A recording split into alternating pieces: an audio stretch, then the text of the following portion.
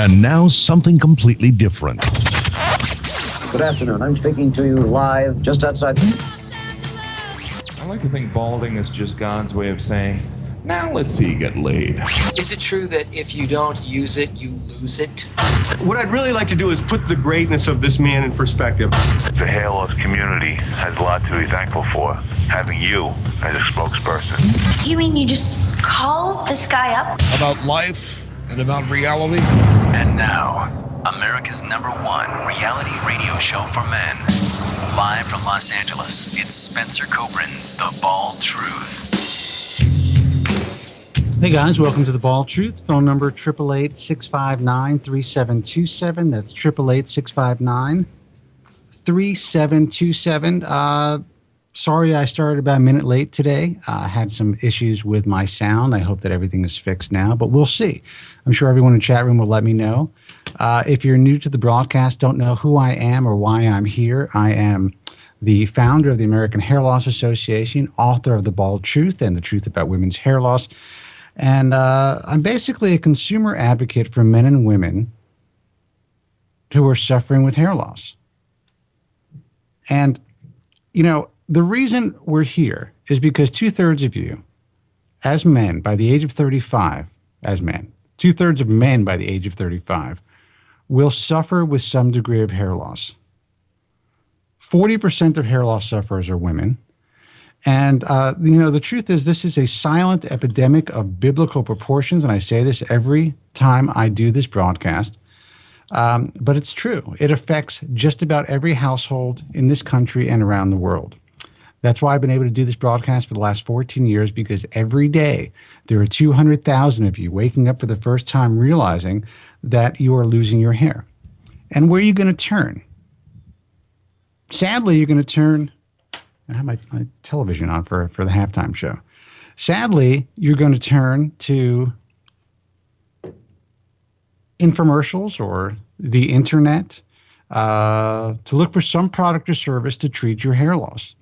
And the truth is, it's a $3.5 billion a year industry, and most products and services just don't work. I know that seems insane, but that's just the way that it is. You know, what other industry could you find, and I say this, I've said this before, except for maybe the weight loss industry, where most of the products are complete bullshit? Well, that's what the hair loss industry is. But the good news is there's real help out there. There are products and services that actually work. Andrew, I just started to record, so Suncast is going to have to cut in the opening. There are products and services that actually do help with your hair loss, but there are only 2 FDA-approved products, and there are a handful of physicians out there that are really performing state-of-the-art hair transplantation. But that's not the way that it's promoted. That's not the way the industry promotes itself. Sadly, most physicians out there, in my view, who are putting up a shingle claiming they're hair transplant specialists or hair loss experts, really are not. And sadly, because as consumers, as people in this society, we are all raised to believe that, physicians are held to a higher standard, that physicians are supposed to first do no harm, that physicians are people who we can trust with our health issues, and in this case, our emotional lives and our cosmetic issues. That's just not the case. That's why I'm here. That's why I do what I do, because I'm here to guide you in a safe direction when it comes to anything and everything hair loss. And I got to tell you, if you are one of the 50 million men and women in this country who are losing their hair, and if you're one of the 200,000 who are going to wake up tomorrow morning realizing for the first time that you're losing your hair, this is your safe place. This is a place to vent. This is a place to learn. This is a place to share your thoughts and your concerns and, your experiences with other hair loss sufferers. This is a place where we come once a week to talk about an issue that society doesn't allow us to talk about. 888-659-3727 phone lines are open. I was going to read some emails tonight. I have to get them up on my computer because I was having some technical problems starting the show. But I've been getting a lot of emails from people who've been finding us through other resources besides the Bald Truth or the American Hair Loss Association or the IHRS. People who've been finding us now on YouTube through the GFQ network, through the Friday Night Free-For-All or the Free-For-All. It's no longer the Friday Night Free-For-All, even though it's on Fridays. And a lot of young guys are contacting us through Stickam and through other resources who are really concerned. I had one cat, and I don't have the email in front of me, who wrote me not too long ago in a panic, 17 years old, saying that he watches The Bald Truth. He's probably not losing his hair yet, but he's in a panic that he's going to lose his hair. I don't have the email in front of me, but I'll read it later. But dude, just relax. If you're not dealing with hair loss now, just change the station. Don't watch us. Don't listen to me. Live your life and enjoy it. And don't panic. Don't think about what might happen. 888-659-3727 is the phone number. Let's see who this is. Hey, you're on the air. Who's this? Yes, good evening. This week I was pretty jubilant. We had a lot of good and exciting news in the hair loss industry. I was kind of on a high. But then the sad reality set in. The tragic revelation hit me. Yes, in 2 to 3 years, we will have a viable treatment for hair loss, if not a cure. But who the hell is going to give me back the 40 years of my life and my fellow sufferers that was destroyed by this disease? No physician or no one can do that, can they? How ironic. My name is Joe from Staten Island. My name is excuse me. My name is Would you like to may reiterate it? My name is Have you heard it? Excuse me. My name is Joe from Staten Island. Joe, look, man, I wish I can give you back your 40 years. It's not going to happen. We realize that. I talk about this all the time, that I think that, hair loss really robbed me of at least my 20s and very early 30s. The panic, the initial throes of hair loss, the depression, the fact that I was lost. I didn't know what to do, where to turn. And I just wasn't equipped to deal with hair loss. I didn't know how to make myself feel more comfortable in my own skin. And I turned to self-medicating, hanging out in bars, just meeting women, and just not really acting responsibly as I could have. I was always running a business, and even before I started doing what I do. But I was very, very unhappy as a young man. And, luckily I found my niche in life.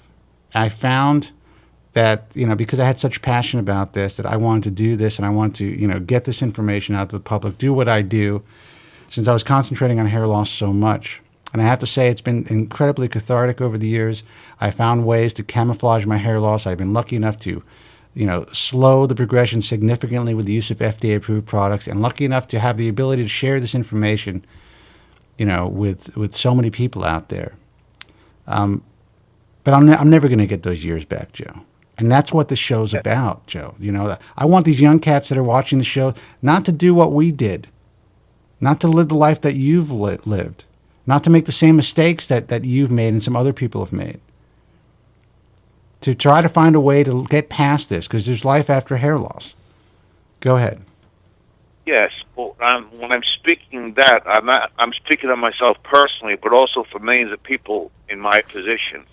We're older now. The youth is gone forever. Yes, we will have treatments. It's obvious to me that, I have a lot of things to discuss tonight. But it hit me, I do suffer from bipolar disease. Maybe that's part of the problem. But it did hit me in a dramatic fashion. Yes, 2 to 3 years from now, I will have significantly more hair. No doubt about that.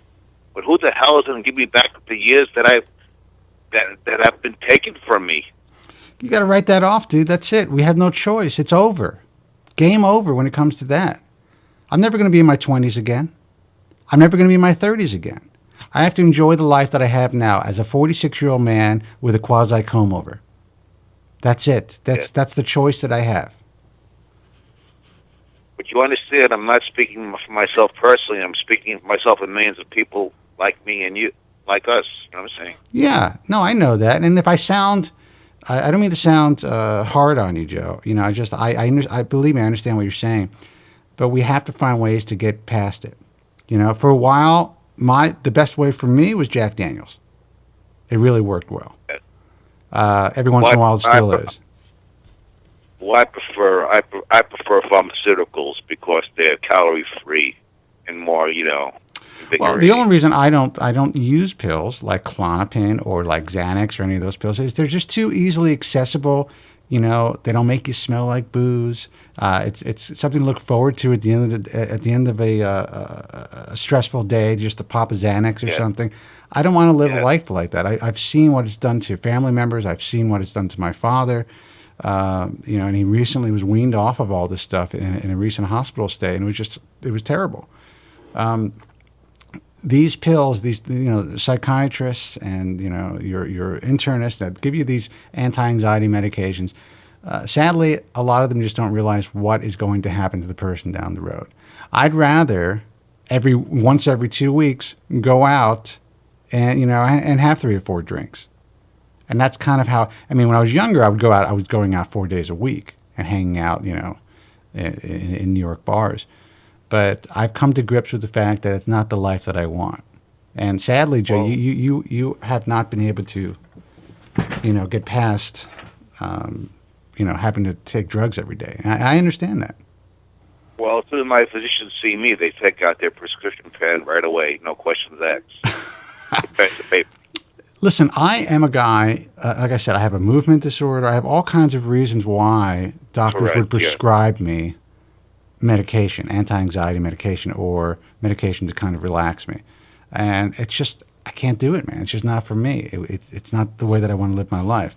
And I'm not judging it because I love that shit. I love the Klonopin. I love a Xanax. But if I have a prescription, there's just no point. I got to get shit done, man. I got to work for a living. I got a family to support, Well, I'm unable to work, so just to get through my day, I need to ingest medication. Why the hell I suffer? And I just want to I just want you to understand that I'm not judging you, man, because I understand it completely. I've just chosen not to do it, and I just I suggest that most people listen. I was on antidepressants at the age of 22 because of my hair loss. And I didn't like the way they made me feel. And there was a time when this one drug, Effexor, did seem to help me. But as soon as I felt a little boost, I got off of it. And I feel very fortunate because I haven't had those drugs circulating in my body all these years. And I've just seen what it's done to people who are close to me and family members. And I worry about you, Joe, because you have so many other issues. You have your heart condition. You have your other psychotic issues besides taking the anti-anxieties. You're taking antipsychotic medication. Bipolar disorder, schizophrenia. Yeah. And I also suffer from degenerative spinal disease. So pretty much a bedridden kind of cat. Now let me ask you about that. How does that affect? Are you in pain? Well, yes, I am constantly physically, more emotional pain and physical pain besides. I suffer from back pain, chest pain, and besides my emotional problems. So that's why I have a laptop now. I work live from my bed. Well, I'm glad that you have a laptop because you're actually able to watch the show now, and you're actually able to be, enjoying the chat. Now, I don't know how busy the show is going to be tonight. It's Super Bowl Sunday. I actually have it on here. Just saw Madonna doing the halftime show. But, we'll see. I want everyone, just let you guys know the phone lines are open. So give us a call here at 888-659-3727. And what I'm going to do is I'm going to try to bring up some of your emails that you sent me this week. Well, I have a lot of news, man. Yeah, I'm not going to cut you off. I just want to let people know what's happening. Go ahead, Joe. Sorry. Go ahead. You take the lead. All right. I see Mike Jordan. He dresses to Mike Jordan. I see he's in the chat room. and this was part of my news. I'd like to say good evening, Suncast, to Rana, and my new friends in the chat room, and Christian, who I met on Andrew Zering's, the GFQ network, free for all on Friday night, 8 p.m. Eastern Standard Time. I'd like to say hi to them. And I want to say I also see Tracy C in the chat room, and Tracy is a superstar on Bald Truth Talk. Yes, I mean, she spends a tremendous amount of time helping hair loss sufferers, and we definitely appreciate that, Tracy. I think you're doing a great job. Yes, Tracy is.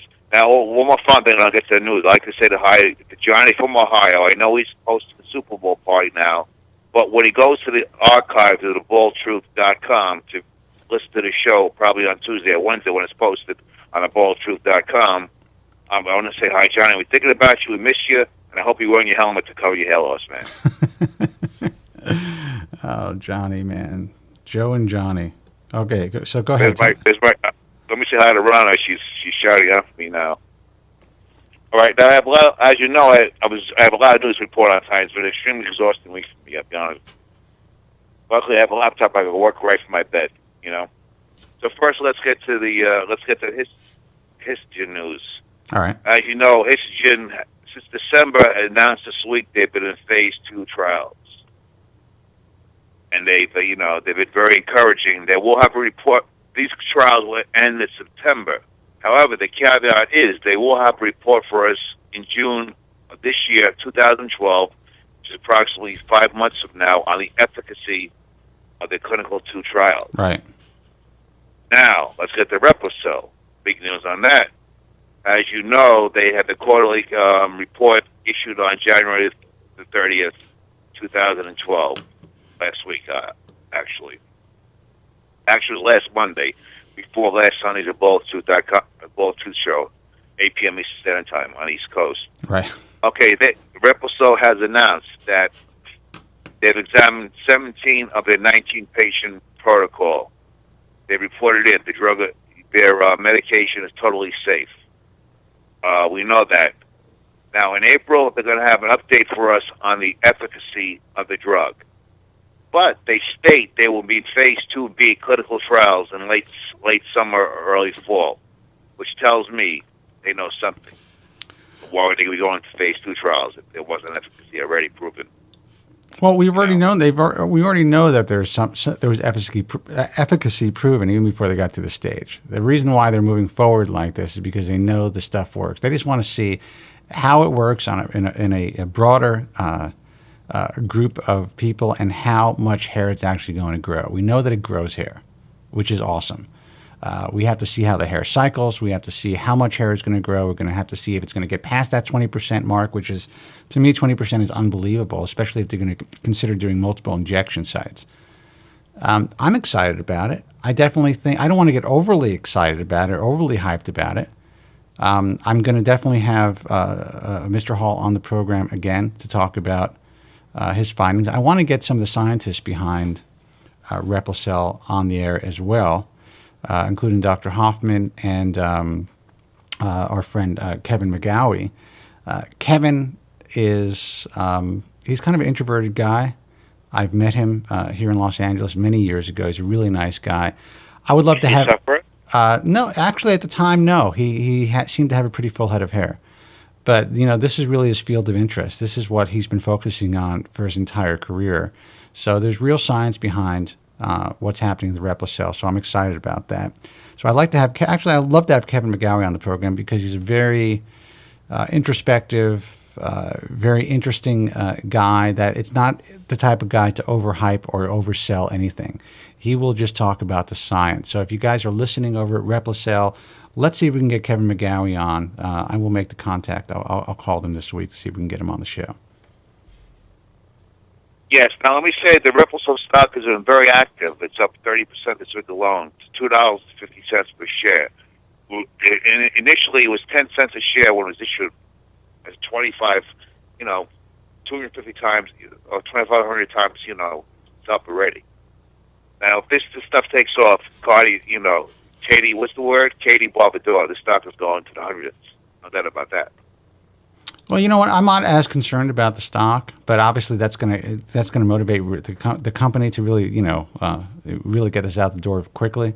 I'm really just interested in seeing what the results are, speaking to the scientists behind Replicel. I know that if it works, it's going to come to fruition. And that's it. It's good. It's good news that there's that we're seeing what's happening with the stock, but you have to understand this is all and this is a tough word for me, speculative. So, and that's what stocks are all about. So there's been a lot of. Bottom line is, believe it. Go ahead. Go ahead. Bottom line is we're going to know something by April. That's the bottom line. You want to roll the dice or what? Do I want to roll the dice? I'm asking you personally. I know you can't comment. I'm just addressing that to the audience. I think the audience is already. There's probably a lot of people willing to roll the dice. I mean, Katie Baldor, this stuff works. Even if you give a hair loss suffer back 25, 30% of his hair. That's far surpasses anything that's on the market today. Yeah, absolutely, man. Absolutely. Right now, finally, if you don't mind, I have to report on news at Allergen. No, go ahead, man.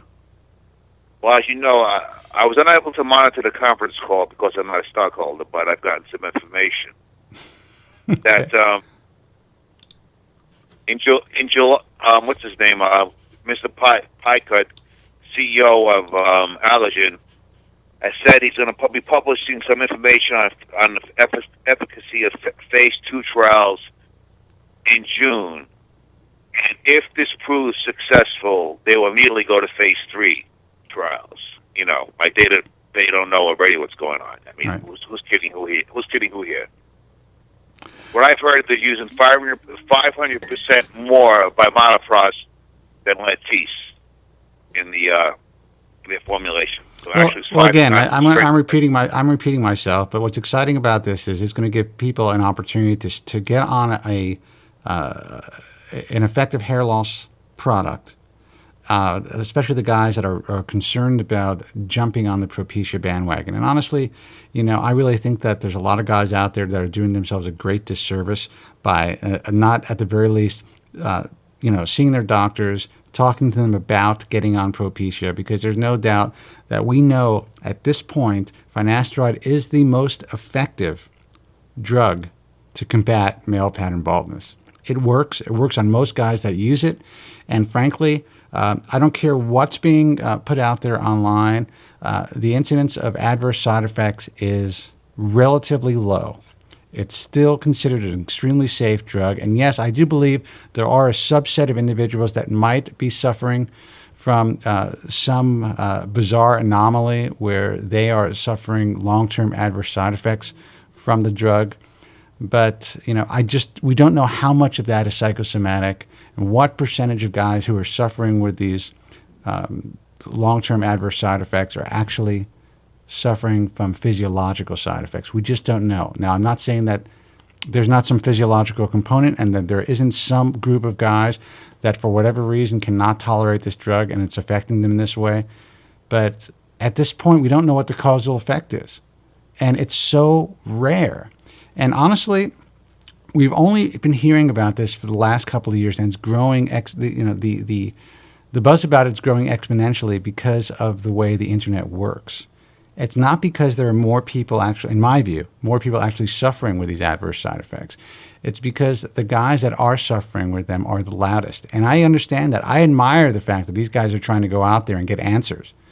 But sadly, there's a lot of guys who are turned off to the drug based on what I consider to be, in some cases, a little bit of propaganda that is perpetuated by a small group of guys. Now, I'm going to get a lot of shit for this, but it's just the way that it is. Now, I'm not saying the drug is 100% safe. I'm not telling you to go out and get the drug. What I am saying is it's what works for most guys who use it. And if it wasn't for this drug, if it wasn't for Finasteride, honestly, I wouldn't be doing what I'm doing today.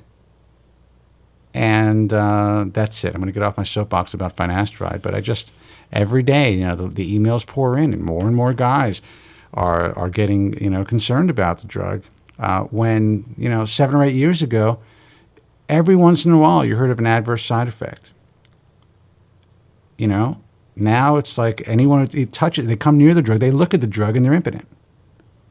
Well, as you know, I used it for 3 years. I didn't do a damn thing for my hair, but I had a perpetual, shall we say, perpetual erection.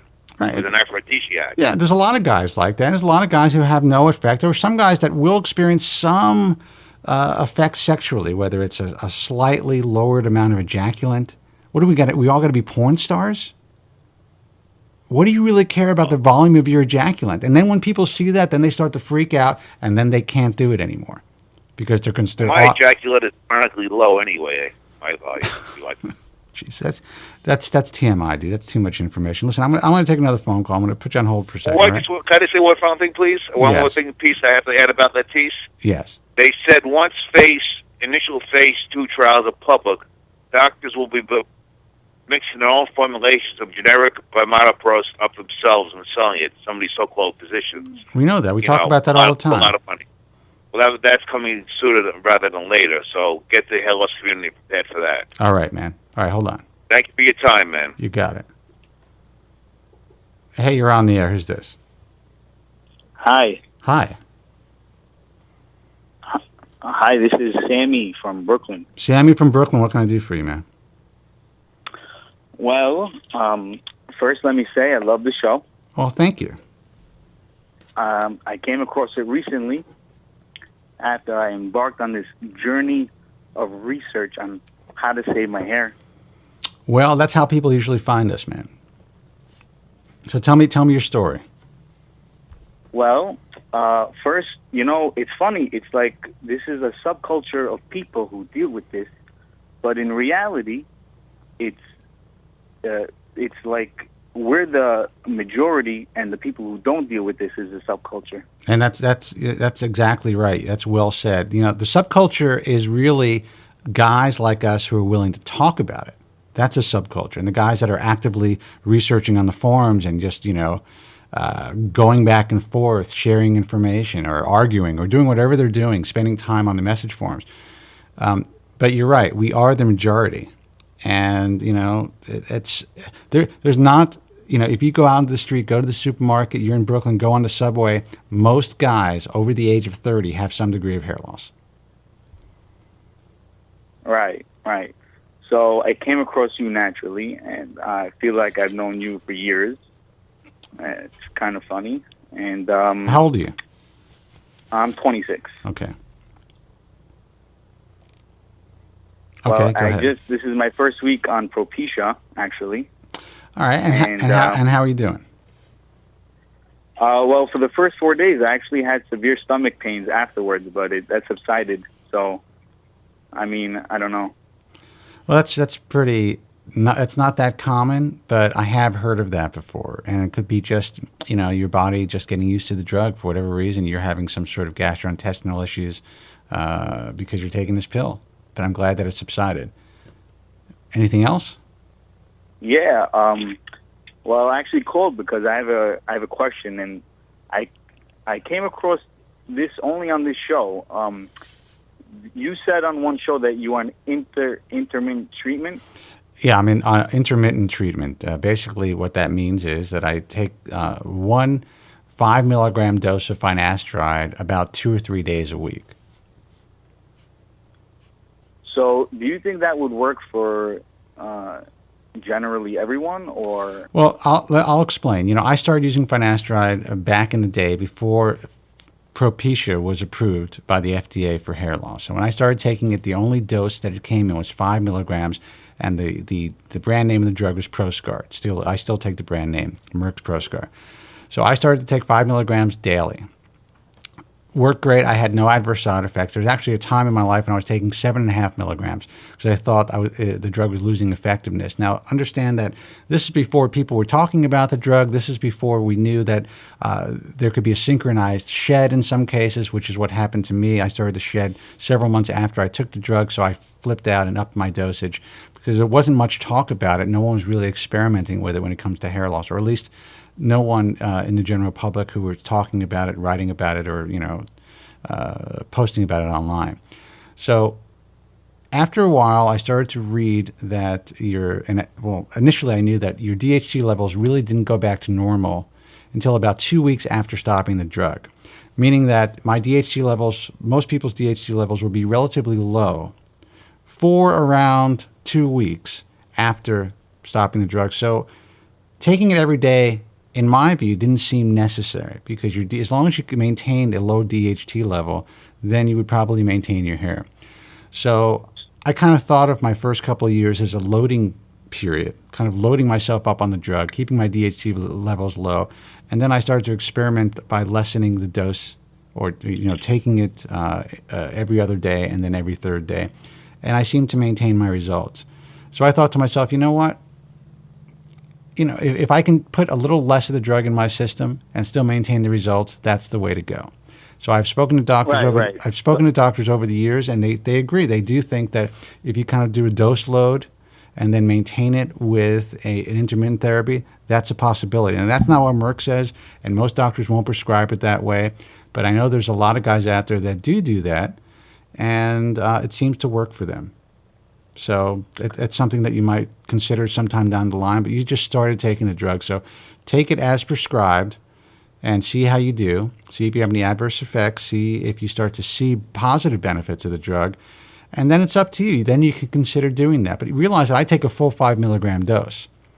So if I take 2 or 3 tablets a week, I'm getting if I take 3 tablets a week, I'm getting about 15 milligrams of finasteride in my body every week, as opposed to 7 milligrams.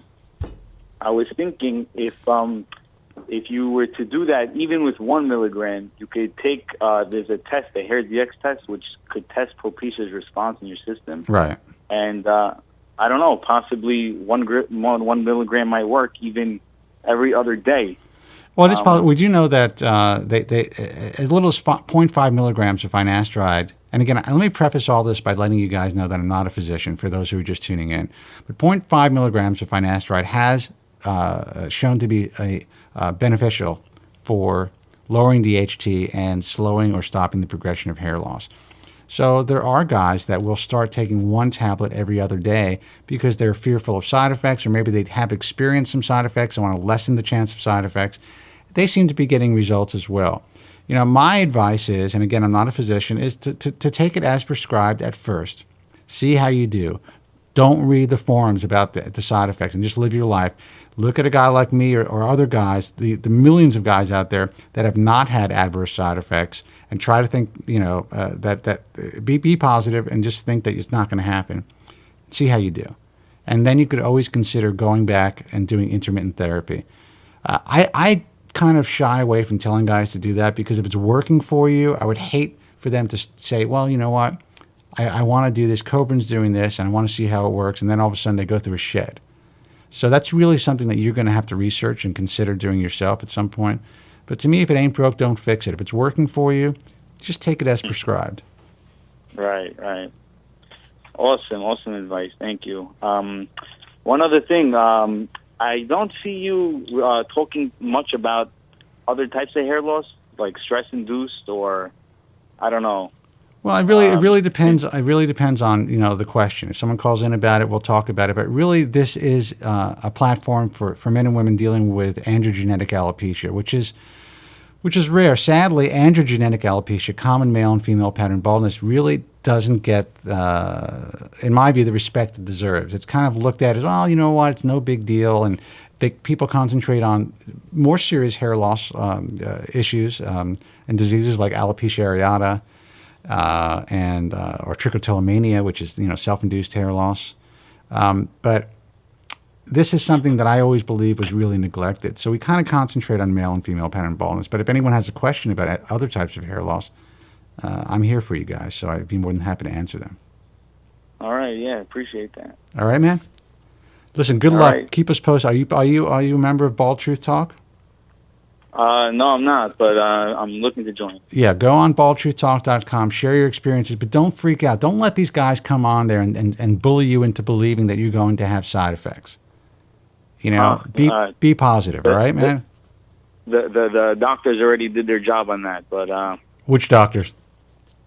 Some dermatologists in New York. What do you say? Well, they were talking. Well, one in specific was talking about the new studies that were coming out and how it lasts for a while even after you take the drug. But I actually sent them the link from the Bald Truth site, explaining how that survey was taken from all 100% of the participants were having side effects before they participated in that. Oh, good for you, study. man. Yeah, absolutely. Yeah, It wasn't a study, but- dude. It was a survey. I don't understand how dermatologists, I don't understand how the media, I don't understand how anyone thinks that what was done as far as, basically it's almost like taking a poll. They have a bunch of questions. Yeah. They ask 100% of the guys that took this survey had already admitted and already said that they were suffering from long-term adverse side effects. It's insane. But you know what? Go ahead. I'll tell you the funny thing is, if I went bald, I think it would cause such a severe depression in me that my libido would be lower than whatever alopecia could cause anyway. Well, listen. In my young life, I felt I didn't have a choice. I was told by doctors who were selling other products. I remember Adam Lewinberg of the Lewinberg formula told me I was buying his what I consider to be not a great product back in 1994, 1995. And I asked him about finasteride, and he told me that it would cause feminizing effects, that I would grow breasts and I would not be able to bear children, and that I wouldn't be able to maintain muscle mass, all kinds of stuff. And I still took it. I found the doctor that prescribed it to me, and then I remember going back to Lewinberg's office, and after I had this conversation with him, and maybe coincidental, he had all of this anti-finasteride propaganda on his in his waiting room. And, I blame him for actually losing a year because I took my time. I could have gotten on it a little earlier, but I was a little afraid to take it. But you know what? For me, it was the best thing that I ever did for myself. I don't know what the long-term effects are going to be. I don't know if I'm going to be coming on the air one day and saying, you know what, guys, I have breast cancer. I have this. Who knows if it would have, if it was caused by, if I do get anything, God forbid, caused by the drug. But truth is, I've been on it for 17 years. I've had that I'm aware of adverse sexual side effects. I guess if I get loaded, it could be an issue, but in general, there's no adverse side effects sexually. I'm 46 years old, and I still feel as strong, just about as strong in that department as I did when I was 22. And there's nobody in my personal life, and I understand that most of my contemporaries, my friends, are taking this drug now. Not a single person has ever complained about a side effect. My best friends in the world are taking it, and they took it later than I did. And they took it based on my advice. No one in my personal life has ever experienced these side effects. So... Same here. My brother, my friend, my cousin's friend who's been taking it for about 15 years. Nothing. Yeah. So you know what? Listen to them. Go by that. Forget about what you read about. Read on the internet. You've already started taking the drug. There's always a chance of experiencing something. Some people experience some testicular pain initially. I think, as a matter of fact, I did when I first started to take it. All that stuff dissipated, and I've had a very good experience on it. Most people do. So I wish you the best of luck. Keep us posted on Bald Truth Talk, and call us back. Let us know how you're doing. I will. Thank you. All right, bro. Good luck. All right, man. 888-659-3727. Let me put up Joe for a second before I take a break. Hey, Joe. I have to say, I had to just castigate my son Vincent. Why? He's really annoying me. He's in his room watching this Super Bowl, whatever the hell you call it, telling me about the score. I said, listen, I'm not interested. Yeah, really? I'm watching the Super Bowl while I'm doing the show. How do you guys feel about that? Really? Yeah, it's on. I have a TV. Wow. I have a TV in the studio. I have the sound down. Wow. I couldn't tell who's playing. I'm totally disinterested. I'm interested in Replicel. Well, you're disinterested in life in general, Joe. So I mean, look, I think the Super Bowl it's a bunch of hype. It's really about marketing and money, and that's what football is. That's what sports are in this country. And listen, there's nothing wrong with that. But I do. Go ahead. I have a special guest right now. Sports are not that bad. Come on, give them a break. What was that? What was that, Vincent? Yeah, go ahead. Sports are good. Don't give them a break. I agree, man. I agree with you, Vincent. You watch sports. Don't pay attention to the bald show. Don't pay attention to this show. Forget about what your father says about hair loss, man. Just go and enjoy the Super Bowl, all right? My dad's a psychopath. Oh, come on. I guess he's right. He's right, crazy. actually. It's all he does every day. The minute I turn around, he's looking at his hair every day. Well, listen. Your dad has some problems, Vincent. But you got to learn from him. You can't worry about issues like your dad does. Your dad's a good man, though. Your dad's a very good man. Well, I appreciate that, Spencer. Vincent has left the air to return to his psychotic world of whatever the hell he's watching. Vincent has left the building. All right, guys, listen, we're going to take a break. Joe, I'm going to pot you down. 888-659-3727 is the toll-free number. That's 888-659-3727. I'm Spencer Kobren. You are listening to and watching The Bald Truth, self-help radio for guys. And sadly, for girls who get it, we'll be right back. The man who's helping to make hair loss history. They wish to cure us, but I say we are the cure. It's Spencer David Kobren.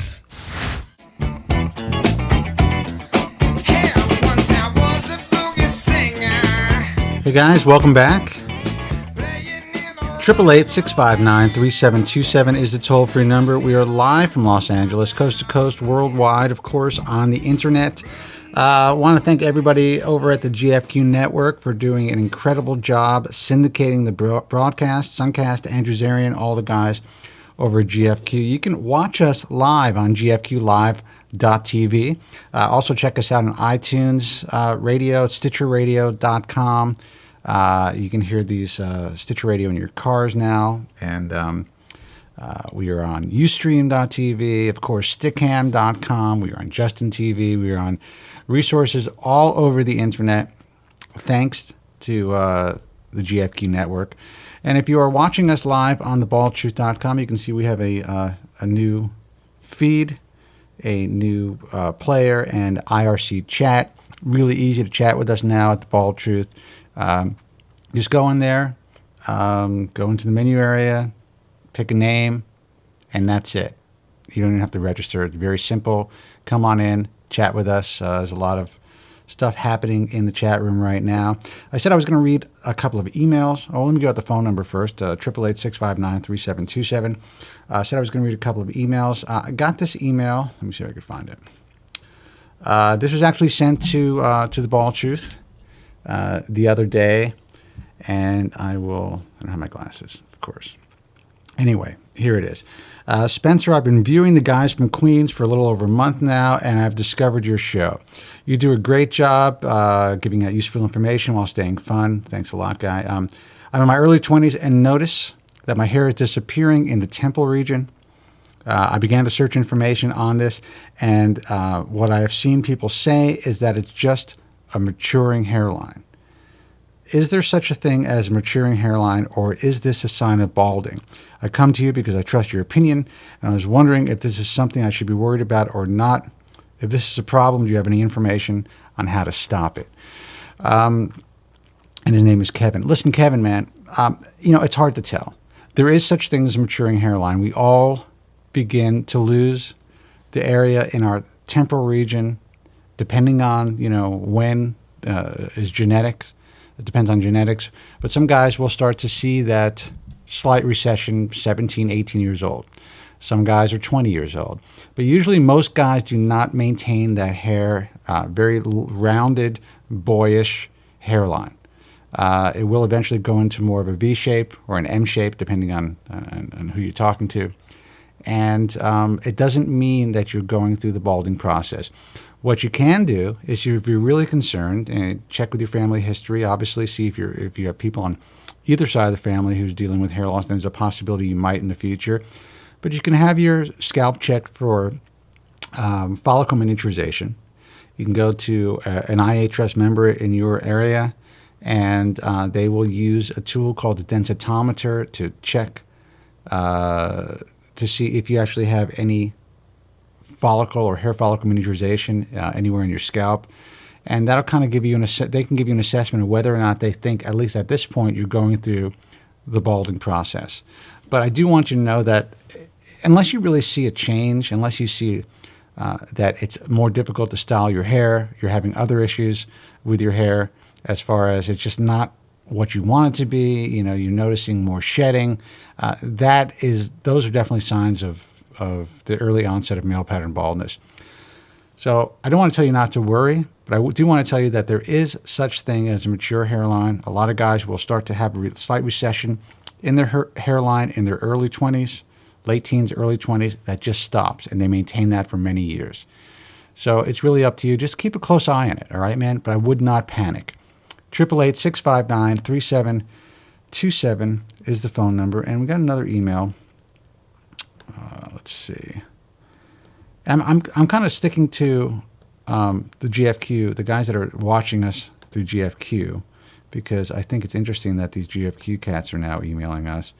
And some of these guys have actually found my personal email, which is interesting. Got an email from a Joe DeMax. I'm currently 17 years old, and I fear the future hair loss of all my hair. He's got to go back to school, this kid. Your radio show has terrified me to the core. I really do not want to lose my hair. My father is not a sufferer, so will I be. Well, I think it's very funny, A, that he calls himself a sufferer. That's thanks to Joe from Staten Island and his kid. But listen, dude, if you're not dealing with hair loss at this stage in your life, if you don't think you're losing your hair yet, then don't worry about it. You may never lose your hair. If your dad hasn't lost his hair, if your people on your mother's side haven't lost their hair, then you have nothing to worry about. You're 17. Don't even think about it. And you know what? Please stop watching the show. If you want to watch me on the free-for-all, if you want to watch the rest of the GFQ stuff, awesome. But you don't need to watch The Bald Truth, because I'm not here to try to scare you to the core. I'm here to try to educate people who are dealing with hair loss and give them a place and a platform to vent and to talk about their issues. I'm sorry that the show scares you, but there are many guys out there that really don't deal with hair loss until much later in life. So try not to worry about it unless you see something happening. But otherwise, I would just move on with your life. 888-659-3727. I'm going to put up Joe. Hey, Joe, you see what you're doing to people, man? Yeah, the chat room was crazy. A lot of sufferers are wondering if I'll be one of the first patients to be administered Replicel. If you would be one of the first patients? I don't know if you're going to be one of the first patients. I would not want to be one of the first patients, personally. But, the option's there for you, Joe. I know that I'm sure the people at Replicel would love to help out Joe from Staten Island. It'd be great for the stock, and it'd be great for their product. Well, I'd appreciate when you speak with them, if you could recommend me. I'd be willing, to put myself out there for once. It really helped me. Well, I hope so, man. I know that you haven't been helped with some other, you went into to do the PRP with ACell. Didn't do much for you. It didn't do anything for you, actually. No, it didn't, but I appreciated your help. If it wasn't for my associate with you, the great Spencer Kobren, I wouldn't have had the opportunity to have it done. I thank God that you try to help me, man. You know how much I appreciate that. Well, I would try to help you with a lot of things, dude. I would get you out of that house. I would get you into an undetectable hairpiece. I would let you live your life. You're in your 50s now. But, I know that you have a lot of other issues, bro. I know, the hair loss is something that you obsess about, and I understand why you do. But you have so many other issues.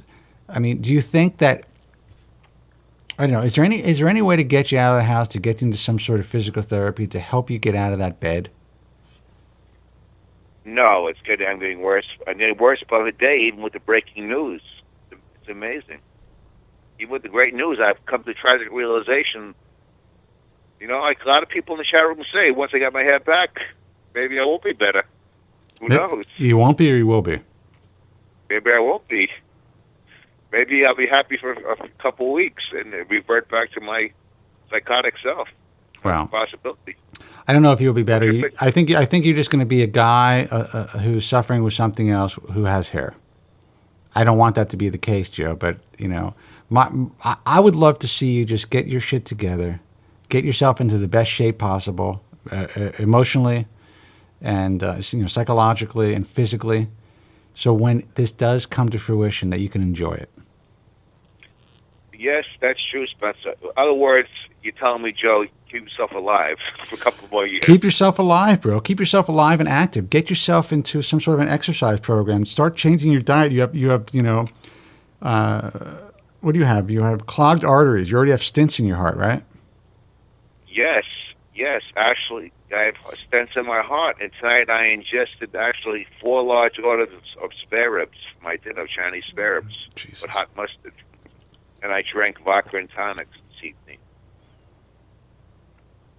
So Joe, Joe, I don't even know what to say at this point, man. Well, if George is out there, he'd comment on this, but I feel bad. I think George is being intimidated by the audience. I think I would love George to call in. George, feel free to call in. You shouldn't be intimidated by the audience, George. George, people love you. That's why they talk about you. That's why they bust your balls. Meanwhile, New England is up by 2 points. And I'm sure that High Pitch Rich is really enjoying this right now. Anyway.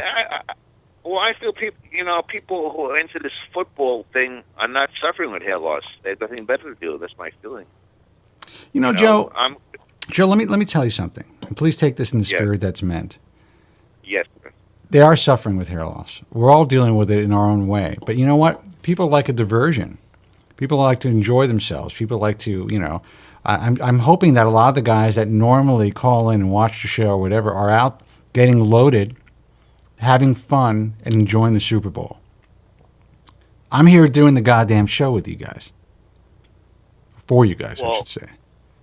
I would love to be at some place right now, honestly, enjoying the Super Bowl. I mean, I'm watching it now while I'm doing the show.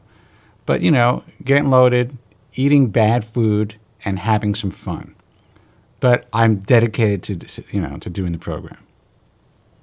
Well, the millions of people listening now appreciate that, because we're unable to divert from hair loss.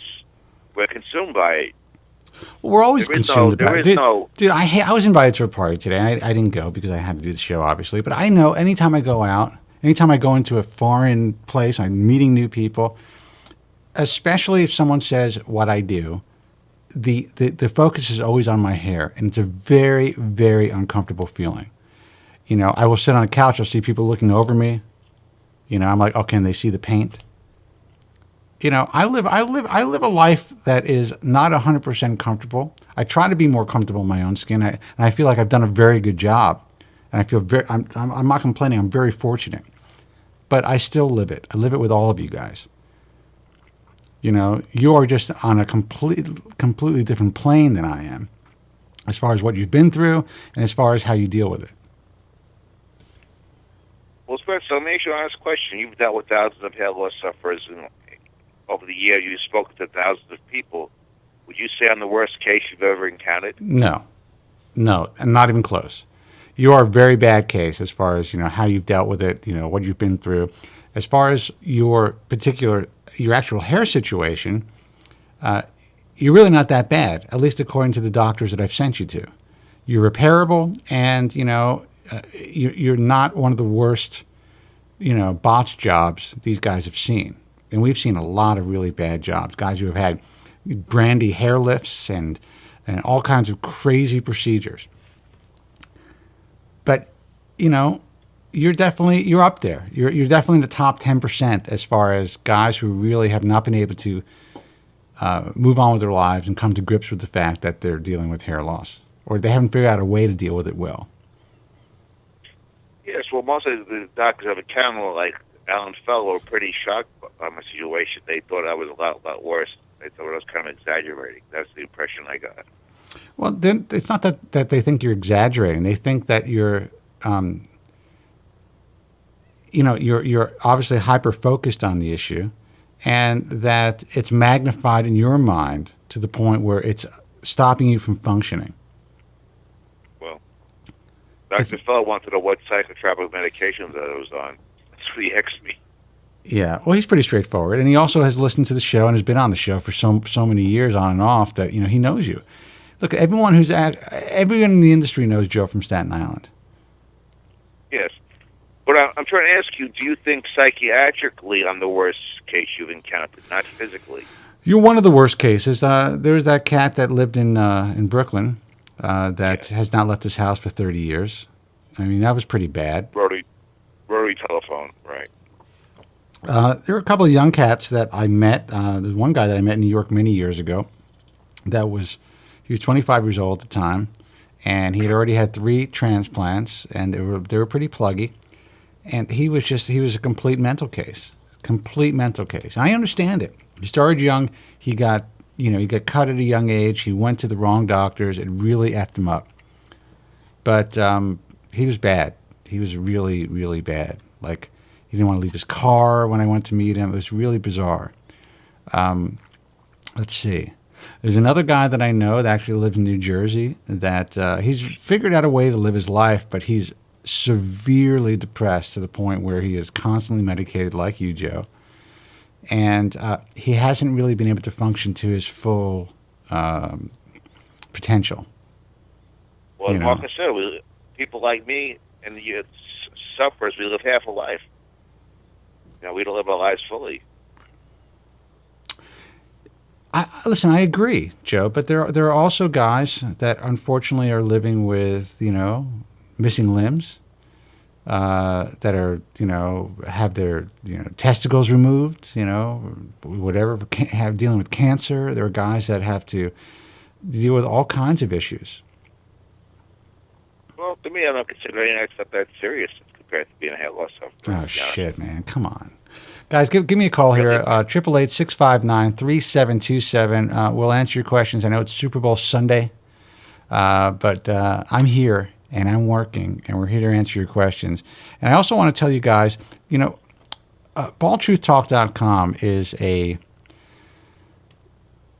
it really became a labor of love. I started the forum about 3 years ago. I was actually asked by people in the industry to create a more balanced resource for consumers to come, and hair loss sufferers to come, and people who needed to vent, and for physicians to be able to interact with these patients. And for a long time, and it still is to a big degree, message forums are really the Wild West.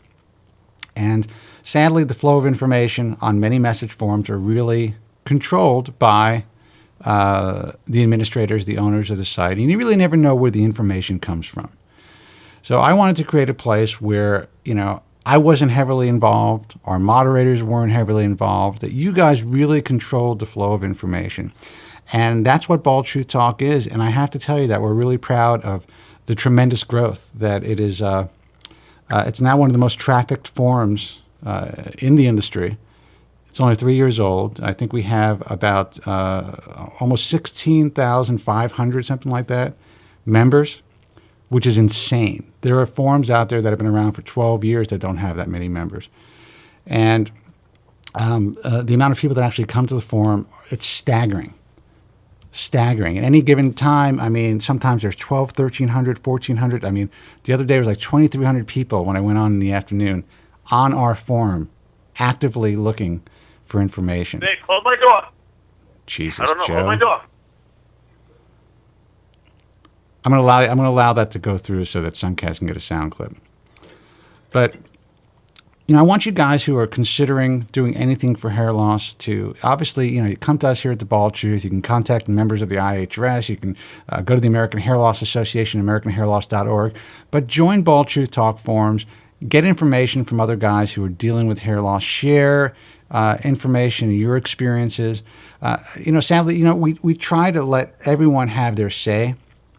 And there's a lot of guys out there that are obviously hyper concerned about using FDA-approved medication. There are a handful of guys out there that are really adamant about sticking to natural resources to treat their hair loss. And I find that kind of sad because we do know that none of these treatments work.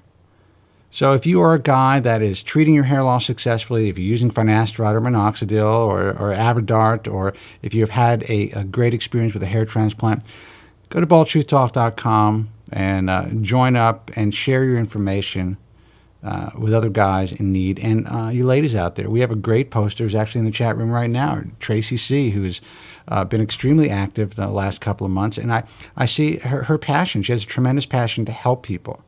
And that's what this is all about. So check out baldtruthtalk.com. Our phone number is 888-659-3727. I'm going to take a quick break. When I come back, we'll be taking your phone calls, maybe reading some more emails. Joe, you are potted down, so you can yell at your kid. We'll be right back after these messages. Stay with us. The winner of 7 prestigious Golden Forehead Awards. My family's always arguing. It always starts off innocent and then it gets vicious right away. So I was like, hey, looks like you're losing some hair. At least my wife's not a whore. Spencer David Kobren. I just noticed something that in one of your interviews with John Candy, I believe, it looked like an older interview, you had less hair than you have today. How do you explain that? I don't wear a wig, sir. Paint your bald spot? What bald spot? You paint your bald spot? I don't know what you're talking about, sir. My hair grows. You paint your bald spot? I don't have a bald spot. How come you had less hair on the tape? Maybe my hair grew. Maybe I had a bad haircut that day. By the way, something. What do you care? Paint your bald spot? I don't. Do you paint your bald spot? Paint your bald spot? Sick.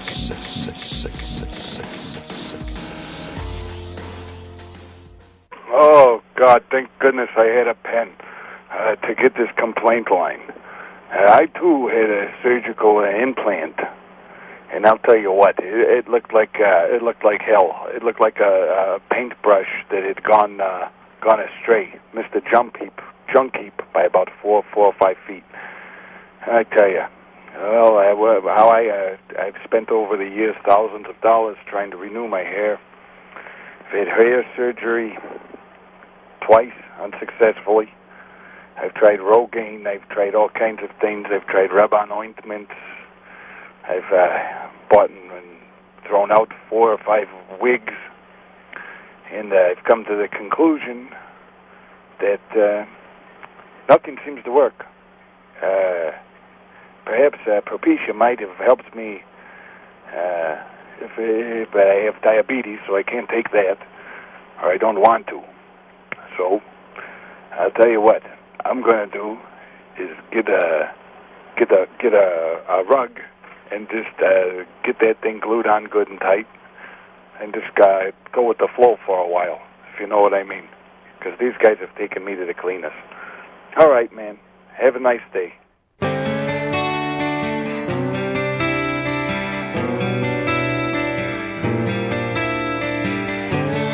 Sitting here on top of the hill, I've got everything I ever need in this world. Not tonight, I get it right, just one time. Hey guys, welcome back. Phone number is 888-659-3727. Taking your calls on Super Bowl Sunday. This is The Bald Truth, self-help radio for guys, and unfortunately for girls who get it. 40% of hair loss sufferers are women. I want you guys to check out womenshairlossproject.com if you're a woman dealing with hair loss. Really, this is the best online support group for women dealing mostly with androgenetic alopecia, common female pattern hair loss. It's a lot more common than people realize. It is tragic to see young women, not so young women, dealing with diffuse hair loss caused by genetics, which is basically the same thing that we suffer with as guys, except it usually takes on an unpatterned pattern, so to speak. And, you see these women in the subways, you see these women, at the office, and no one really understands what's going on. You think that they're dealing with some sort of an illness, or maybe they were suffering with cancer at some point, or whatever.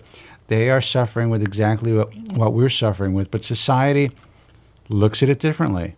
It is completely unacceptable for a woman to be walking around in this world with thinning hair. And that's sad.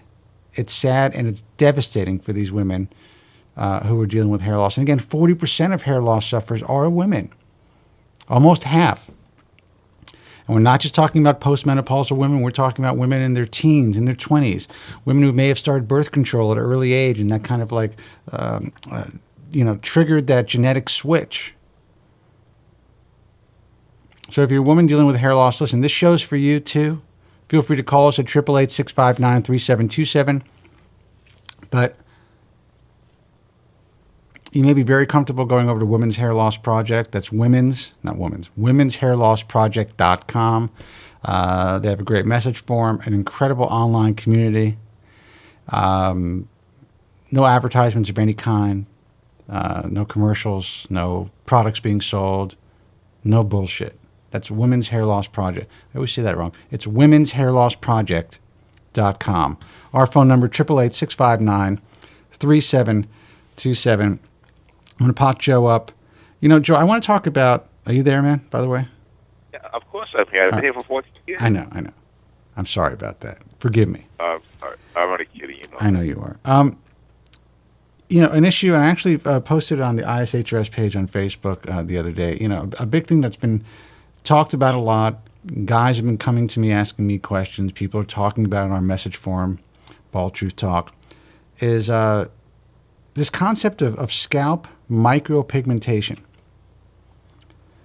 Basically, Dr.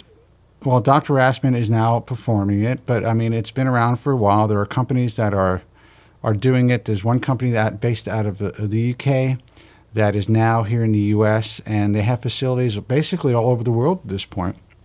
And to be basic about it, what these guys are doing, they're tattooing people's scalps. Now, with that said, there are guys that have had this done for years that sadly have not had great experiences with it. However, some of the work that I'm seeing lately by certain companies seem to look pretty good at first. I don't know how long these tattoos are going to last, and I want people to understand that these guys that are getting, basically they're trying to get kind of like a Vin Diesel look, a shaved, shadowed look, and they're comfortable with being bald. They're comfortable with basically not having much hair in their head, but they don't want to appear like they're dealing with male pattern baldness. They want to have a creation of a new hairline. Now, conceptually, it sounds great. And I have seen some excellent work. It looks really sharp. But my concern is this. Will these colors eventually fade? Like traditional tattoos. Now, I know these companies are claiming that they're using real blacks, which are not supposed to fade as easily as older tattoo inks. But the truth is, I have never seen a tattoo, even with real blacks, that didn't fade to some degree over time. And these guys are basically relegated to having to wear sunscreen on their head for the rest of their lives. At least from what I understand. Maybe someone can call in to correct me if I'm wrong. And to eventually have to get this tattoo retouched. And what happens, Joe, if a woman's, you go out, you find a woman or whatever, or someone you're attracted to and you're getting intimate, and they go to rub your scalp and they think they're going to feel some peach fuzz up there, some stubble, and it's smooth skin. How do you explain to them that you tattooed your entire head? I don't know. I've seen people who actually have tattooed their head with pictures and other ornaments, and I was absolutely horrified. Yeah, but that is at least something it's glaring. You know it. Okay, this cat tattooed his head. This guy's got it has some sort of artwork on his head. He decided to go in that route. But when you tattoo little dots on your head to give you the appearance of hair, how the hell do you explain that? What do you think is worse? Having to explain that you're wearing a hairpiece, or having to explain that you tattooed your entire scalp? What do you think is worse? Having to explain you tattooed your entire scalp. See, I think that would be worse too. But I don't know. What do you guys think? You can feel free to give me a call. We have lines open, 888-659-3727. Scalp micropigmentation. Now, I can see it being beneficial for guys who may have like severe donor scarring after hair transplants. I can see camouflaging things like that if guys wanted to shave down and then kind of camouflage the scarring. That kind of makes sense because it's, yes, you're going to have it retouched, but you still have a lot of hair around that in the area. It's unlikely it's going to be that detectable. And if it's done well, it could look really good. It's still going to fade in time. And you're going to have to get that retouched. And what happens when you have it retouched? How are these guys going to be able to actually get those dots directly on top of the other dots without causing some sort of an ink spread? Will it eventually start to just blur into one line after you have it retouched 3 or 4 times?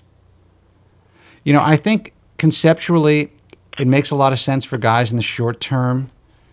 They're freaking out. They want to find some way to just live their life feeling comfortable, feeling like they chose to shave their head down and just wear stubble. But I want guys to think about the future. I don't know if these companies, and again, I'm not naming names, but I don't know if these companies are actually thinking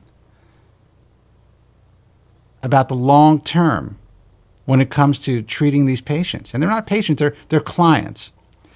And I have gotten a lot of, emails from guys who are like not too happy with the fact that, Bill Rassman is now offering this. I don't know why he's offering it. I don't know what the reason why a physician would actually offer, scalp micropigmentation. Well, I think I know the answer to that question. Well, here's one answer. One answer is at least someone can go into a physician's office who decides to get this done, and they can be put under local anesthetic, and they could be, they could have local anesthetic administered, so they're not going to feel the pain of getting their entire scalp tattooed. So I think there's a benefit there. But I don't know, man. There's something that just I'm not completely convinced that this is a good option. And when people ask me about it, I cannot endorse it. I know a guy, and he's a friend of mine, that wanted to go and get this done. And he said he's going to this company, and he asked me, basically asked me a favor if I can help him out. Maybe having this company on the show, whatever it is, if they hook him up. And I was like, dude, I can't do it. I can't do it because I have this company on the show. People are going to think that I'm somehow endorsing it, especially if a friend of mine decided to get this done. So I don't know. I mean, I'm just wondering if there's anybody out there that's actually had this done, who's had it done 5 years ago, who's never had to have it retouched, who thinks it's maintained its integrity, and who thinks that it's really helped them. Because I got to tell you, man, I've been doing this for a long time. And I could probably... I don't know. Sometimes I think about shaving my hair close, and if I can fill in those temples and that bald spot, I wouldn't look so terrible with a closely cropped head of hair.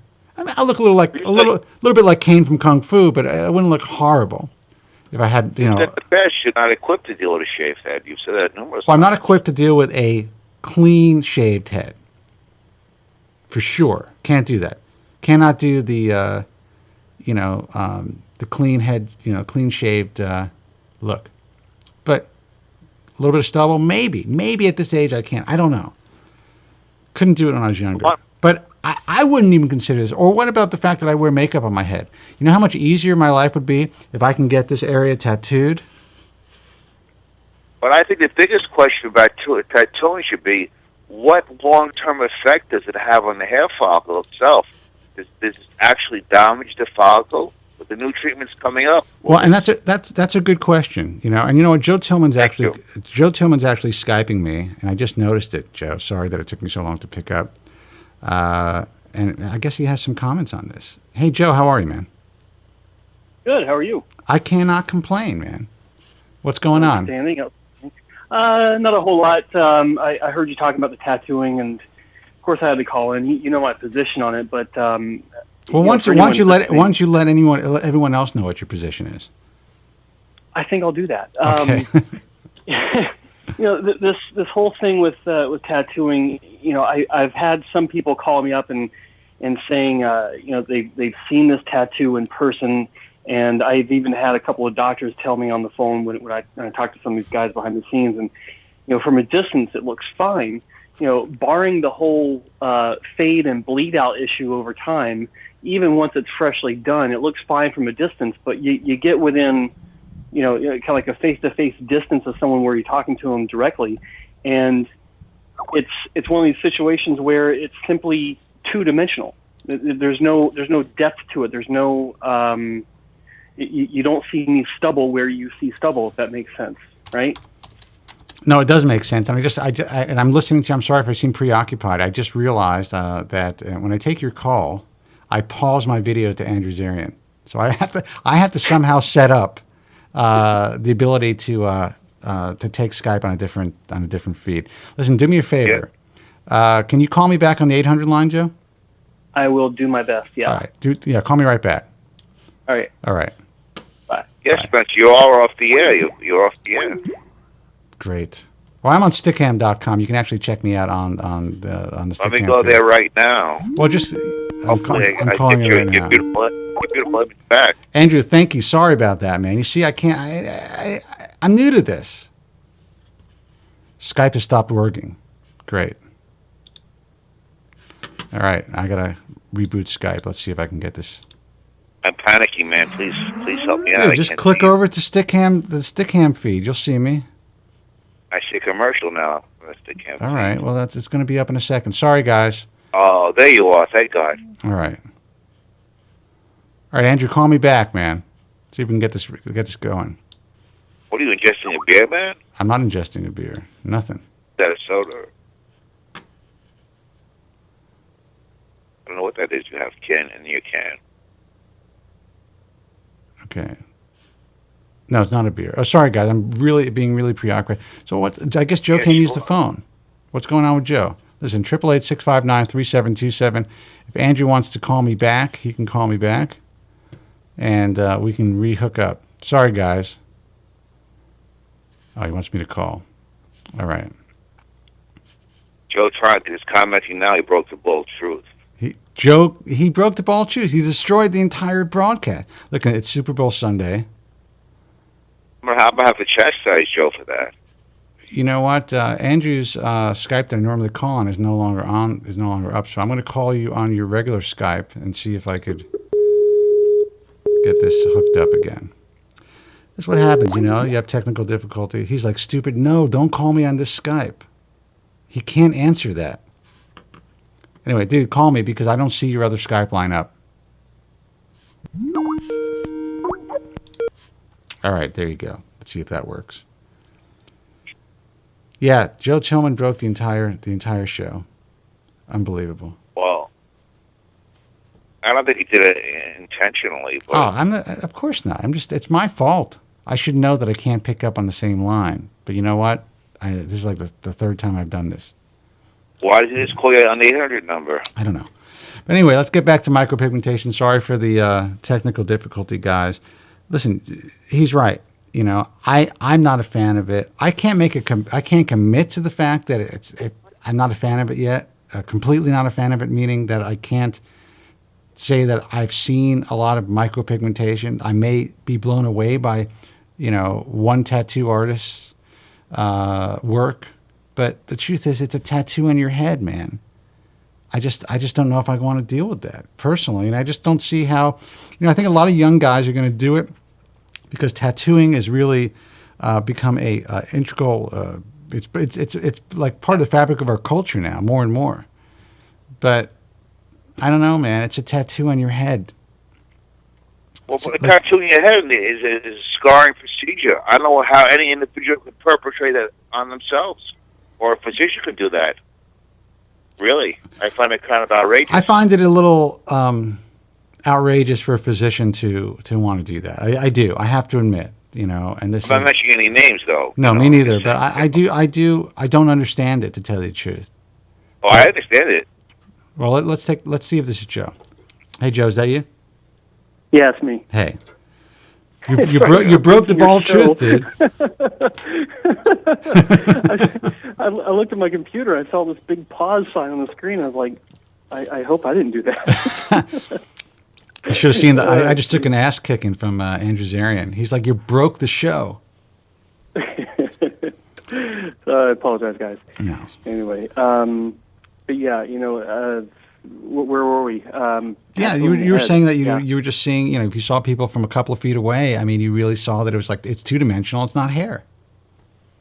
Well, yeah, it's literally, when you're close up, it's literally like a bunch of dots in someone's head. And how do you explain that? Like I heard you saying before, it's like it's hard enough explaining a wig. How the hell are you going to explain your tattoo? See, I don't think. I mean, I maybe it's me, but I mean, maybe it's because I'm older too. But I think that if it comes to the point where I'm like, okay, I'm going to get a little, yarmulke-shaped hairpiece or whatever, and if I was single again, and maybe it's because I'm 46 years old. I guess maybe when you're young, it's more difficult to explain a hairpiece.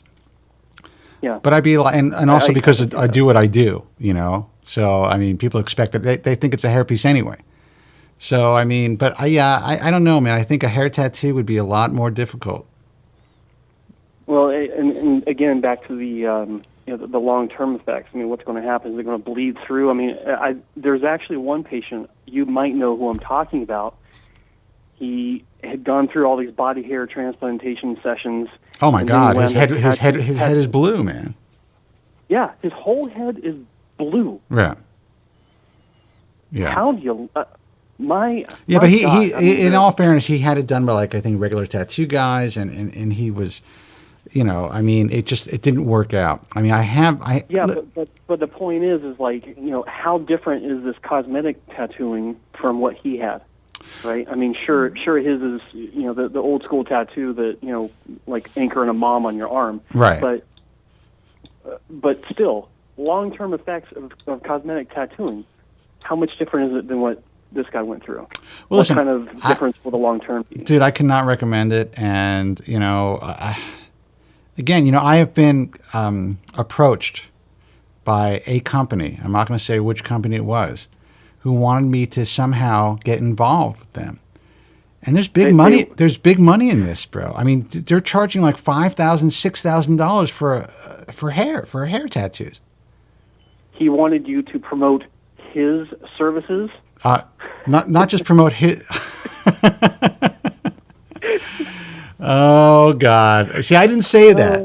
I did not say that, and no, I was not asked to promote his services, but it was another company. It was another company, so I was not asked to promote.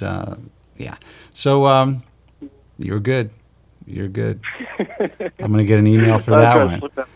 But I've kind of asked to be involved in a business. Okay. Yeah. And, I can send a lot of people. I mean, I can make a lot of money doing this. I can open up a shop here in Los Angeles. I can open up a facility that has, 20 rooms. And we'd be making money hand over fist.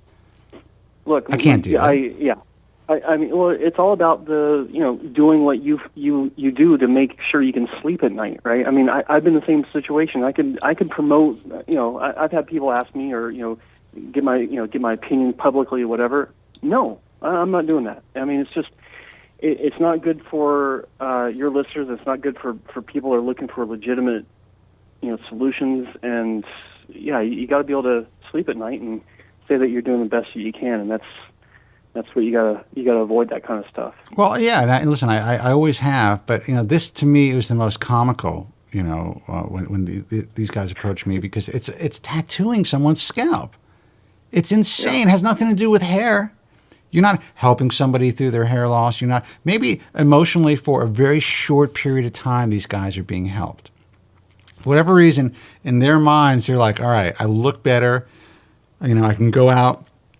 Girls are looking at me again. Whatever it does to get them through the day, and I kind of get it. But I'm really concerned that we're going to see a whole crop of guys who are like, when they're like 35 years old, they're going to be all over the internet with these blue scalps. And, the one thing is, if they did decide to, eventually get a hair transplant, or when Adirans or Replicel or whoever comes out with these treatments, actually are able to grow hair and it becomes something that is available to the public, then, these tattoos could act as underground. But again, what happens if they turn green or blue? Then you got green underground. And no one can tell these patients what the long-term effects are, but they're still going forward with it. You know what they're all claiming now? These companies are claiming that these are removable tattoos, that you can go in there with a simple laser procedure, and it's not like removing a regular tattoo with lasers, and it can come off very easily. I don't want to have that option. I don't want to be worried about that could be a possibility that I'm going to have my head lasered, because you're destroying the rest of your hair follicles. Yeah. It's got to be a laser that's deep enough to go underneath the tissue to get this dye out. And when it goes that deep, I mean, the follicles are 3-4 millimeters down. How shallow or how deep are the tattoo incisions or markings? I mean, it's a whole lot of effort for nothing at best, as far as I'm concerned. I mean, potentially damaging issues. What's a psychological situation these guys are going through after they have it done?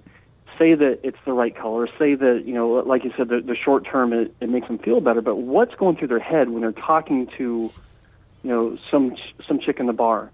Are they worried about the naturalness of this? Are they worried about the females putting their hands on their head, say, "Oh, let me rub your head," and feeling nothing when they see something? I mean, I can't imagine the psychological weight that would be on me for trying to figure out, does this look natural? Do people notice? Are they looking at the dots? Are they asking themselves what's going on? I mean, I remember what it was like just having mild hair transplanted hairline and nothing behind it, wondering if people knew. But at least that makes sense. You try to get your hair back. Oh, yeah. I mean, people can people can that's palatable. People can kind of understand that, even if it doesn't look good. But when someone finds out you have a head tattoo, it's like, what were you thinking, dude? That's gotta put a question of desperation in people's minds when they find this out. You did what? No, you did what? But listen. I have seen, at least initially, from a distance on video, I've seen some work that looks very like realistic. But from what you're telling me, up close, you've seen it, and it's just like it. And now, have you seen it from any of these companies that are claiming to do really great work? I don't know if it was from one of these companies that claims to do really great work. I don't know where it was from. I was actually talking to one of our IHS members this week, and I was asking him about this, and he said that he's seen it, and at least to his eye, it looked really good. And this was a company down in Florida that heavily promotes themselves online. So, but yeah, but I don't know. I don't know. Maybe when this guy told me that, I was like, maybe you shouldn't be doing transplants anymore. Well, let me ask you this: was he also performing this? No. He doesn't agree with physicians performing it. Okay. All right. Well, at least that's a positive sign then. Yeah. You know what? Okay. No one that I know in the industry agrees that any physician should be performing tattoos like this. So what about the physicians that are performing it? Well, like Rasmus. I mean, he obviously thinks it's worthy, right?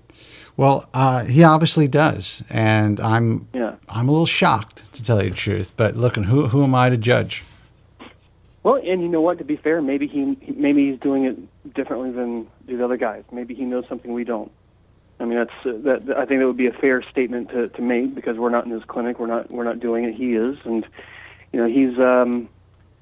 Now, do you know if he's actually holding that tattoo gun? I don't know. Okay. I would imagine that he's got someone in the clinic with him that he's brought in. Yeah, I'm assuming that he's just anesthetizing the patients and then kind of like going back to his office and surfing, like going on Google and stuff, doing whatever he does. Doing the blog. Yeah, he's on the blog. That's right. He's still doing the blog. I don't know. I don't know what to make of it. I really don't. And listen, I'm not here to judge. Whatever his motives are. Maybe he just really believes that it's helping people. Well, it's maybe it's just an option for those that are not hair restoration candidates, and he obviously feels strongly enough about it to put it into his practice as a regular option to offer to patients. So, I said, maybe he sees something in it. But honestly, if you're going to try to achieve that look, you can do a lot, especially when you shave down the scalp with FUE. You can do a lot. You can add a shape of a hairline with with a couple of thousand grafts. You can really frame the face, and especially if the FUE is done well, you can wear your hair relatively short if you don't do too many grafts, and they're placed well and they're removed, and they're extracted well. So, I don't know, man.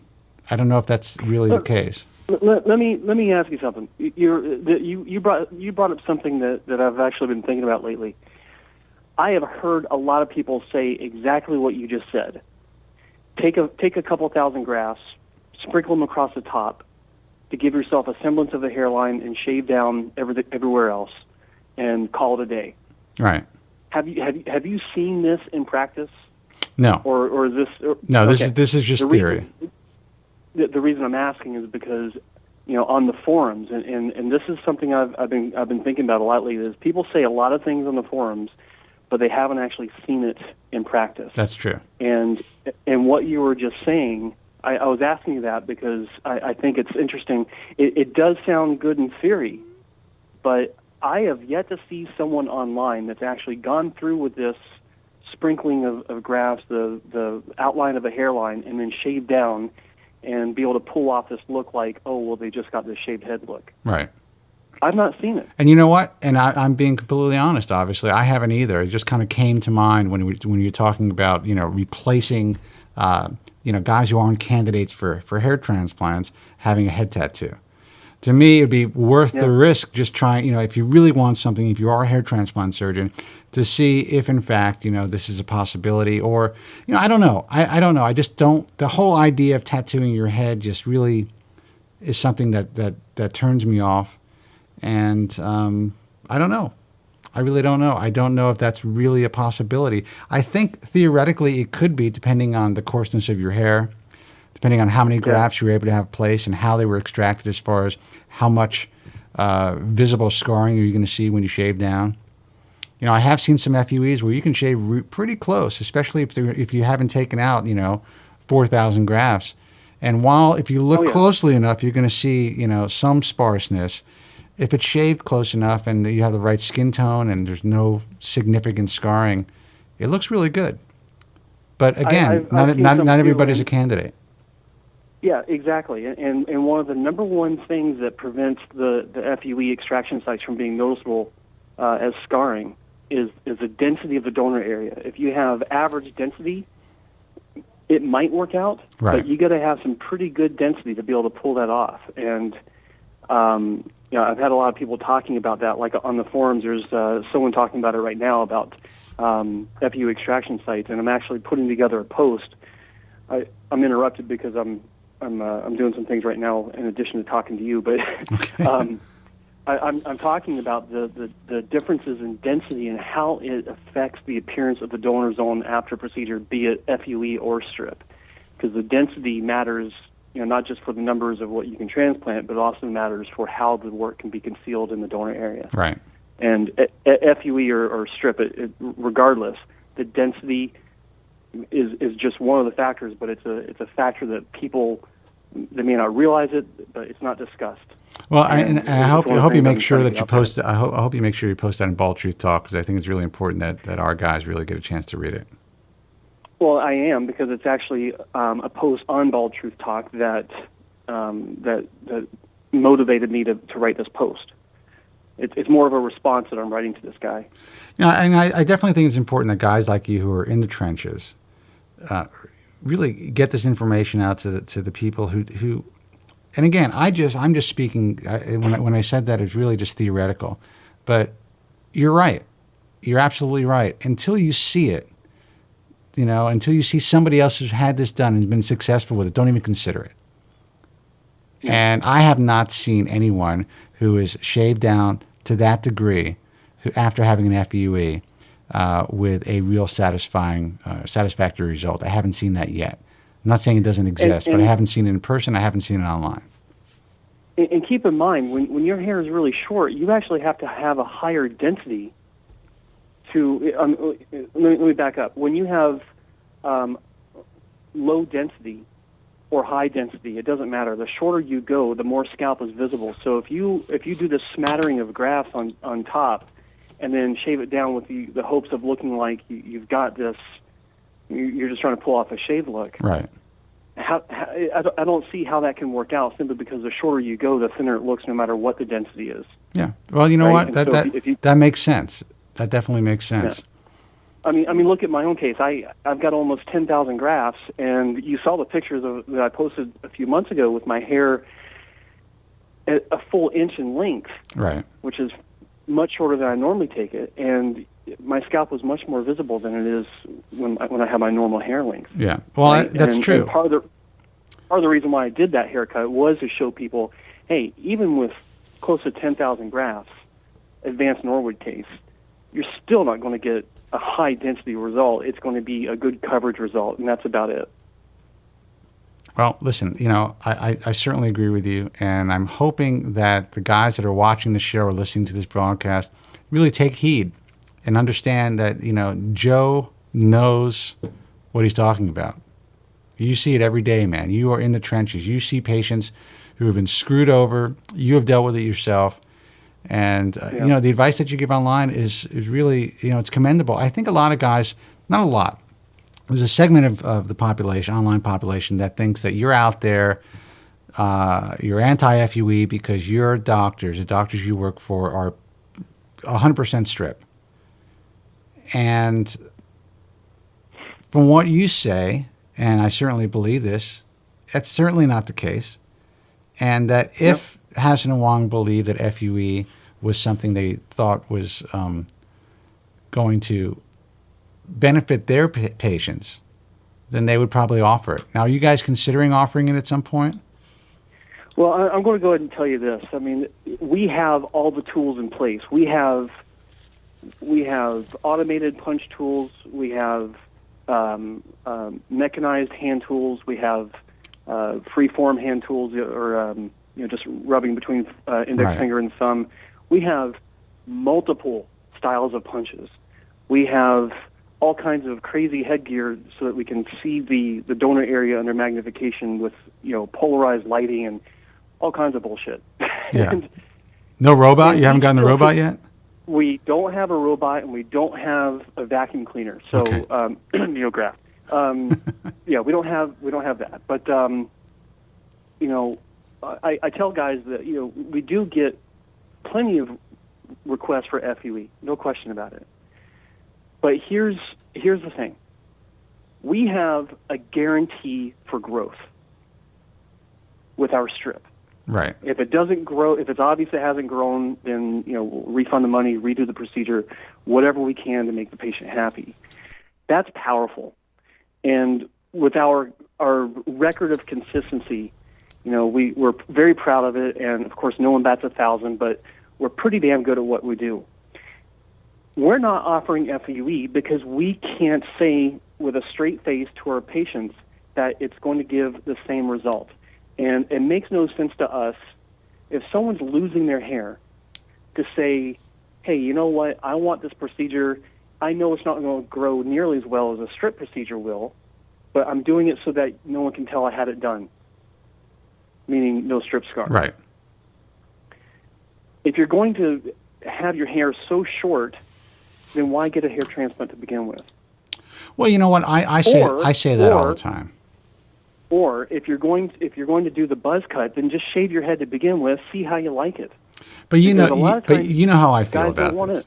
But you know that I definitely think there's a lot of room for FUE. I think FUE, when it's done well, it could be a really elegant technique that could benefit a lot of guys who would never consider having a strip procedure. So I think there is a place for it. I think that there are guys that are focusing on it. Are some of these guys are doing really, really great work. I also like the idea of guys like Hassan Wong who are focused on their strip procedure, the type of strip that they do, and also the guys maybe like Alan Bauman or Dr. Harris or whomever, or John Cole, focused on FUE, and being an expert at what they do, and then let the patient make the choice of where they're going to go. Now, a lot of clinics are offering both now, but they're not really doing FUE on a consistent basis. They just kind of offer FUE to get people in the door. I'm not 100% comfortable with that. Well, it's a bait and switch routine, right? And I'm not comfortable with it either. I mean, you either offer it and can stand behind it, or you don't offer it at all. Right. Well, there's a lot of guys, and some guys, again, not to mention any names, that claim to be pioneers in the field of FUE, and it ended up that some of these guys just were pulling the bait and switch. They were claiming that patients weren't candidates for FUE, whatever it is. This would be a better procedure. Just go with a strip, because they wanted to, get people in the door, and that pisses me off. I'm sorry. There's a Tracy C. God bless her. She goes, Jotronic. Do the doctors have a machine that goes bing? No, we don't have a machine that goes bing. That's good. Hey, I need to sidestep just a second, Spencer. Joe from Staten Island was saying Jotronic is wrong. Is he on the line? So Joe, you're on the line, man. Yes. What did I say? I said you were wrong. When did I say that? I thought it was you. What are you posting as right now on the boards? About it, Joe. No, I didn't even know. To tell you the truth, I keep on my name and it keeps getting let out. I didn't tell you wrong. I didn't tell you wrong. No, honestly, I didn't say you were wrong. Well, let me tell you something. Joe Tillman will find out, and if you said he was wrong, he's going to find out. I didn't say he was wrong. I really did. I keep putting my name in and it keeps getting knocked out. I'm just kidding, man. No, I'm a big fan of Joe Tillman. I appreciate that, Joe. It might not have been you, but someone said I was wrong, and I'm just curious what I'm wrong about. I mean, no, I have no if I'm wrong, then I'm wrong. But I am actually glad that you asked me if I've ever seen somebody who has had a procedure like that, because that just came to mind that maybe this would be an option. But when you asked me if I've ever seen someone who's had a smattering of FUE grafts and then shaved down, I never have. So you're right; it may not look good. So guys, don't take that suggestion. I want to. Okay, so it's Giants won the Super Bowl, by the way. 3758. You are wrong about FUE, and I am no one. Okay. Well, thanks for sharing. Who won? The Giants. Oh, shit. I mean, yay. Yay. Go Giants. Yeah. All right, good stuff. All right, guy. Anyway, Well, listen, I'm going to close up shop soon. Thanks for the call. Stop breaking the show. Next time, call. You know what? I'm going to get a separate Skype line. I was Andrew Zarian told me to do this before, but I got so much going on. When I started the program tonight, he was having problems hearing the show, and he is the one these are the guys that send out the feed to everybody else. So it was kind of like there's a little panic mode when I started. So I didn't even record properly. But next week we'll have another Skype line, and I'll give you guys. I'll tell you guys how to call in through Skype. And obviously the phone lines are working now, I think, right, guys? Are the phones clear? Seems to be, yeah. Okay. Yeah, it's working. I'm actually calling through Skype to your toll-free number, and it's working great. fine. Perfect. All right, so we fixed that issue. All right, guys, listen. Joe, have a great week. Thanks for the call. Yeah, pleasure. Great to be here. Joe from Staten Island, good hearing you as always on the show. And, Thank you. Good night Thank to you, everyone. Joe. I appreciate that, and I don't want you to think I said you were wrong. I never said that. I'm a big fan of yours. I don't want any negative feeling. It's all good, buddy. And it wasn't that I was offended. I just want to know what I was wrong about, but it wasn't even you. I thought it was you, but it was some other poster. So it's all good, man. It's all good. It was not me. Definitely not me, Joe. I think you're great. All right, buddy. You have a good week. Okay, we'll listen to you next week. All right, Joe Tillman. You can check him out. What's your website, Joe? Hairtransplantmentor.com. All right. Anything to plug tonight? No pun intended? No, nothing to plug. Okay, next time. All right, man. Thanks for the call. Next time. All right, buddy. One quick thing, Spencer. Yeah, go Some ahead. handball stuff for just said in the chat room. I should not have my own show. It'd be too depressing. And you know what? You're right, buddy. All right, Joe. Listen, thanks, man. You got us through this Super Bowl Sunday. And, of course, so did the other guy that called in, and Joe Tillman. Kind of slow on the calls tonight, but I still enjoyed getting the information out to you guys. And you know what? Joe's right. Joe Tillman's right. it just came to mind when he said that maybe the guys that Rasmussen is tattooing aren't candidates for hair transplants, and I guess that's a possibility. And I thought to myself, well, why not just do some FUEs and cut it short? That may not work. You're right. That may not work. That was just in theory. So don't go out and get that done. Joe, man, thanks a lot. Have a great week. Websites, thebaldtruth.com, IHRS.org for the International Alliance of Hair Restoration Surgeons. Remember, all IHRS members pay an annual screening fee, minimum of $12,000 annually once they're accepted into the organization.